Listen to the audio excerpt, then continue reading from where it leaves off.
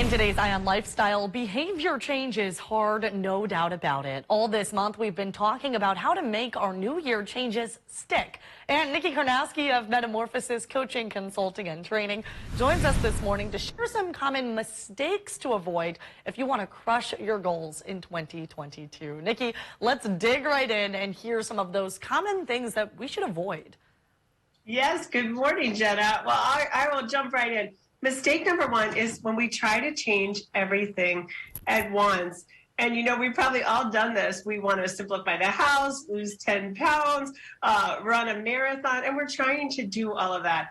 But here's the thing. If we just focus on one thing, one behavior, one task, one mindset, and focus on that one thing till we master that, then we can add something else. It really does help. Mistake number two, starting with a habit that is too big. You know, some of those things might be like, I want to do 100 push-ups a day, or read more books, or start meditating and praying, which can kind of be like, how do I start? Or too big. Here's the thing, start with 5 push-ups a day, 2 pages in the book, you know, a day, or meditating or praying for 1 minute. It's really those small things, as we've spoken about before. Definitely. Those are common mistakes, of course, that we all fall into, but I do love the idea of easy fixes, focusing on one thing or reading 2 pages. It's so doable, and it's easy to see how consistency can bring results. What are some of the next mistakes that we want to avoid? Yeah.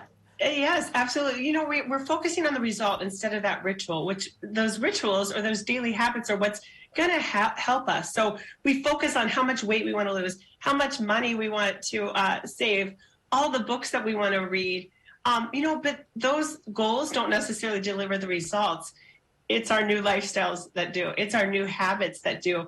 And it requires a process and time. So really focusing on the habits, those little rituals each day. You know, one person, you know, they're trying to eliminate distractions before bed so they can get to bed. Instead of doing like all those things, do one thing and say, okay, you know, after 7, I'm going to put my phone down. You know, one thing, and they do add up.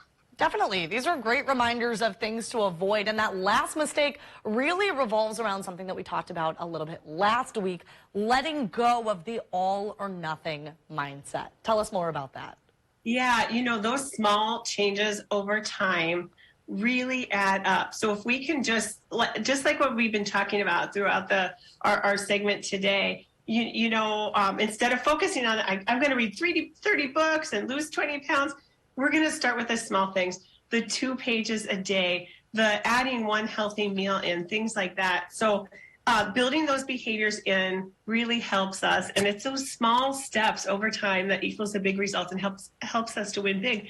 And if people want to know more, you know, a really great book that just talks about those habits, it's called Atomic Habits, and it's by James Clear. Just a great book for the new year if you're wanting to make some of those incremental changes that can lead us to those big results. That's great. Nice, tangible help right there with the book for people to check out.